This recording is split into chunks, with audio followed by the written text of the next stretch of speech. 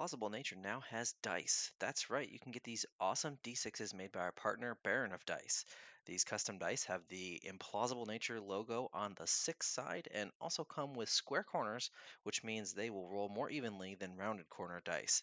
Head on over to baronofdice.com and use discount code IN40K to get a discount on your order and support us at the same time. Check out his full collection of dice for all your gaming needs with the link down in the description. All right, guys, welcome to Implausible Nature, your home for all things Black Templar. On today's video, we're going to do something a little different, something that I think is one of the most fun parts of this game, and I think a lot of you will agree too, is playing dress up, essentially. Making cool looking different armor types, different armor sets, customizing your characters to really kind of fit how you want them to appear, and also trying out some new stuff. So this is the first in a series of videos that I'm going to work on where we're going to have different looks for different classes, and we're not just going to do Black Templars. We're going to do all kinds of stuff. We're going to do other chapters. We're going to do lore appropriate looks for your chapter. So if you're wondering, I want to run this looks cool, or this chapter looks neat, what would be lore appropriate for them? I'm going to show you that. We're also going to do some fun, silly things too, that will be interesting for you guys. So to kick us off, we're going to start off with my favorite class, the Bulwark. And of course, here is my Black Templar Sword Brethren, Bulwark. So for those of you who are not Black Templar fans per se, the Sword Brethren are the elite of the Black Templar. They are the equivalent of the first company for other chapters. Basically the best of the best for the chapter. Now, if you watched my Bulwark build guide, this guy will look very familiar to you. I've actually made a couple of tweaks to him, and I'll kind of cover that. But so you don't have to go watch that video. I'm going to go ahead and talk to you about this guy today. So we're starting off with the mastercrafted helmet. I don't really care for any of these other weird looking ones. I just went with the skull. I really like the skull of the knight looking helm version. That's why I didn't choose the Black Templar one with a cross on it, because it's just the regular Primaris helmet. So on to the pauldrons. So his left pauldron, I liked the bone colored skull there. I kind of wish we could customize the color of like the laurels and things like that. Sadly we can't, but I do like the nice high rise on this. The writing around the edge is really cool too. On to the other pauldron. I kept this one simpler, right? Because all of these other pauldrons all have something covering the chapter symbol. And since this side doesn't have the chapter symbol, I wanted it on this side where I can see it as I'm playing and destroying the enemies of the Emperor. On to the chest piece. So, of course, I'm going to pick the one that has chains, because we're Black Templars and we like chains. Now, there's several options with chains. There are these ones with the extra cloth. I didn't care for that, so I went with this relic one. I wanted to be able to see the cool Imperialis with the, the cool armor that he has on there. I like this style of tabard, so this is the look that I went for that. Onto the backpack. Again, I like the purity seals here. I like the skull. There's a couple of other ones that are interesting. Like this last one right here is pretty neat. But I just kind of like the big skull with the iron halo on it. Onto the gauntlets, I went with the Blade Guard cross on the left gauntlet. Really just kind of, aside from a giant skull, the best thing, and I didn't want to have just skulls everywhere. I mean, it's 40k, there's skulls everywhere anyway. But he's already got quite a few skulls, so I thought something like a little cross there would be neat. On his other arm, yes, once again, of course, it's going to be chains, because Black Templars like to chain their weapons to their arm. There is one with that cross as well, but I prefer the plain look. It's just a little cleaner to me. And then onto the greaves, you'll notice that I have the Imperial Eagle here. I was running a different one, namely this one right here, but then I realized that almost all my other classes are also running that too. And I thought, well, he's a sword bro, right? He would have like a bit more veterancy and decoration, so I decided to go with this one, reminiscent of the old school sword brethren, who had a bunch of stuff on their legs as well. And then over here, I went with the relic one because, again, I like the bone colored skull. It gives a nice breakup to all the gold. And he's got another skull down here, which is pretty neat, along with a purity seal. And then lastly, of course, the storm shield. I went with the super cool one with the skeleton. If you're looking for where that is, it's down here. You got to scroll down. This is the last piece that you'll unlock as a bulwark. So you got to play a lot of Bulwark to unlock this. All right, so that is all the armor pieces. So let's take a look at all the colors that I used. Now, originally I had him in a Baden Black, but I have since switched to Nuln Oil, which is right here. And the reason is Nuln Oil is a much flatter color now after the patch. I like the darker tone of a Baden Black, but honestly, outside of the armory here, where this Nuln Oil looks almost gray, outside of the armory, the Abaddon Black just looks dirty almost. I liked the flat look. It's definitely black. It's darker than it looks here when you're in game and in the hangar and stuff like that. So primary color is Nuln Oil. The other thing that I thought about too is I played the tabletop game. My miniatures are all matte as well. None of them have really a shine to them. So yeah. Onto the shoulder colors, we are using Mephiston Red for the tertiary colors. That is this trim here. For the Red Cross emblem, we're using Wild Rider Red. For the cross on his knee, of course, it's going to be White Scar, followed by, there's no other option here. It's just a Baden Black.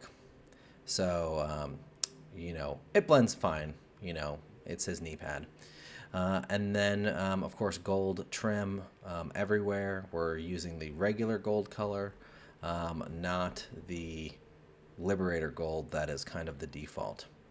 And then lastly, onto the shield, I'm using the Iron Hands steel because it's definitely like a little darker. I wanted some contrast here. I could go with a Baden Black or even Nuln Oil. Nuln Oil really flattens it out. Kind of dealer's choice on what you like there. Excuse me, that's Eshin Gray. Nuln Oil is right here.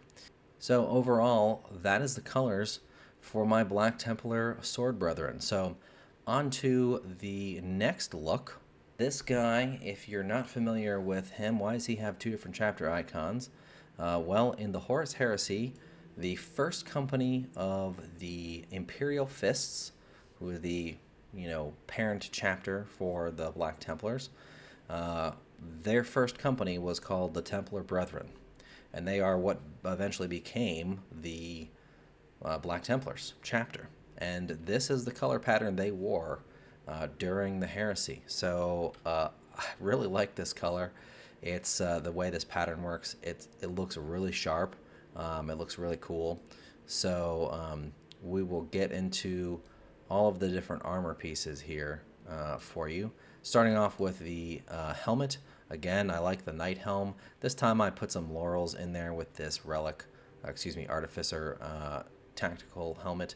I think that's something that's pretty neat for the fist set to do. I just don't care for it on my Black Templars. For the pauldrons, of course, the Imperial Fist logo goes on the left shoulder, and I went with the first artificer one with the laurels.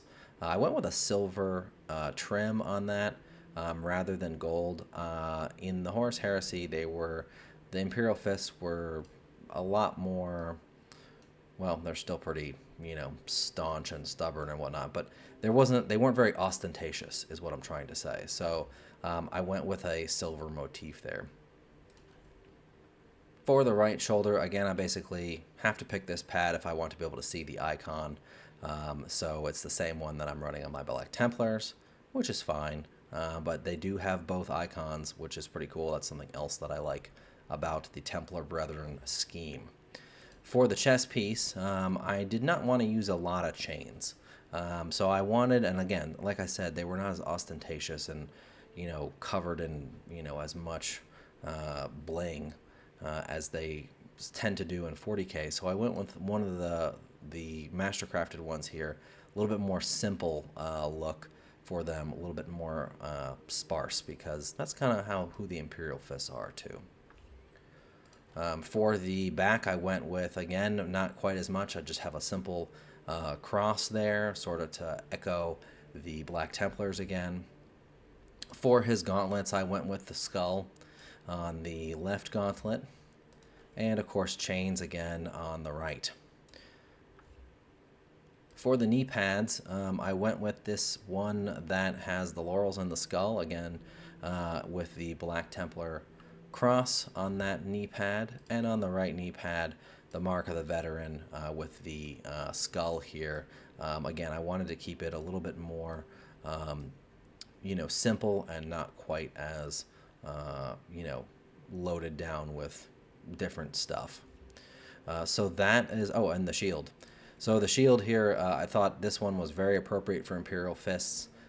They were the protectors of the Terra. They were the Emperors, became the Emperors, basically protectors of Terra. So they had a lot of the Imperial Eagle motifs going on, and this one just seemed to really fit the Horus Heresy style of these guys. So that's it for the armor. Let's take a look at the colors. All right, so again for the main color, this time I do still have a Abaddon Black on here. I may or may not change that to the Null Noil. It's fine the way it is. I don't mind it being a little shinier, a little dirtier looking on this versus my Black Templars. Again, gold as the tertiary color for overall, but again, I've changed that. That really only basically applies to the helmet here and the skull. Most everything else is custom. Speaking of which, the yellows is going to be Averland Sunset. The trim on the chest eagle is just silver.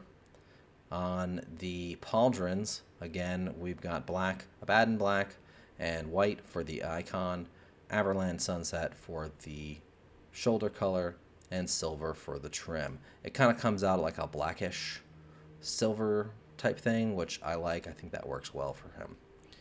Same thing on this, except obviously just the cross is just black. Down here you'll have Averland Sunset again on the knee pad with a black cross, and silver as the tertiary color.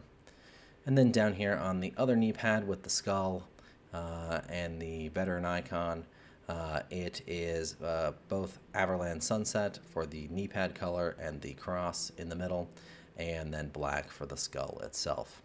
Lastly, for the shield, we went with Averland Sunset for the inset to give a yellow look for that, and Corvus Black for the tertiary color, which it doesn't really look, it looks more like a tarnished metal, which I think gives a really nice color to it.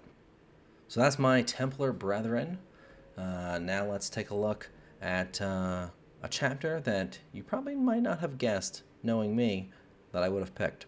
Alright, so here is my third and final look for you for the Bulwark for this video, and it is Dark Angels. But probably not the Dark Angel you were expecting. You probably were looking for the bone color of the Deathwing, but I wanted to go old school and make him a company veteran instead. And you can see here with the look, I definitely think I hit the Dark Angel aesthetic. So let's get into the armor pieces and take a look and see why I chose what I did. So for the helm, of course, we've got to have the one with the hood, because Dark Angels are all about hoods. So this one is the pretty much only option that you want to take for this guy because it is perfect for Dark Angels. For the Pauldron, this one I wanted to go with be able to see the chapter icon. That leaves me with two choices, this one or this one. I kind of liked this one with the bullet mark in the front of it. I think that's a cool bit of character to it. But really, he could have had this one too. But I like that one because of the bullet impact. It's neat. On the other side, wings, stuff with wings is a big part of the Dark Angels motif. And I think this skeleton with wings and gold, and it says honor, very cool thing for the Dark Angels, very appropriate for them. For the chest piece, I again wanted to have something that is more robe-like. So this guy's obviously based on the model that is the Blade Guard veteran, so it's sort of a robe-ish, but definitely a lot more cloth than the Black Templar ones that I have. And I thought this one with the cross in the center, with the chains around the waist, with the bones, I thought that was very cool for him. There are, of course, a couple other choices. There's this one with that, and then this one here. Either of those are good choices too, but personally I just thought this one was particularly neat because of the cross in the center. For the backpack, a little red and silver skull there. Nice and simple, not too crazy. I liked that this piece, the star around the skull, could be colored red. I thought that was a nice offset color there for him. For his arms, I've got the skull on the left forearm, just to break up all the crosses and stuff. And then on the other side, I thought the purity seal wrapped around here was very Dark Angel, a nice motif for him there. Then for his legs, I've got I didn't want to cover up the knee pad because keen-eyed people will notice the red stripe. That stripe indicates that he is from the Third Company, which is where a lot of the company veterans had come from. Of course, there were company veterans in every company, if I remember correctly. Yeah, Third Company was pretty prominent for them. So I wanted to make him Third Company specifically, and so anything, I didn't want to go too crazy with the leg armor here. Oops. And again, same thing over here. I just put a simple skull on there. There's not a whole lot of choices here without, and most of it's covered up anyway, so this little purity seal can be seen through the robes. So I thought that that was fine for that. And then the shield, of course, has giant wings and a sword on it, both of which are definitely Dark Angel motif. So that is the Dark Angel Blade Guard armor pieces. Let's take a look at his colors. So, of course, for his main color is going to be Caliban green. Gold is the tertiary color for all the trim. Scrolling down in here, I did give Wraithbone to his chest eagle, which of course you can barely see here, but I just think it sets off nicely against the chain, and if he weren't wearing the robes, like if I were to use a tactical or something, you would be able to see it. I think it works nicely with the green. For the greaves, for the Third Company emblem, we went with Wild Rider red, and then of course Caliban green and gold for our other colors. And that's pretty much it. Obviously the white scar for the logo. Not too much coloration needed on this. Pretty straightforward with Dark Angels to be able to do that. So that is our video, folks. Hope you guys enjoyed this edition. Join me next time where we'll talk about 3 new looks for a different class than Bulwark this time. We're going to do something different. We're going to change it up every time, keep it fresh. Tell me what you guys think. Do you like this kind of content? Do you want to see more looks? Do you like hearing the lore behind why I chose what I did? Let me know down in the comments. And until next time, keep on crusading.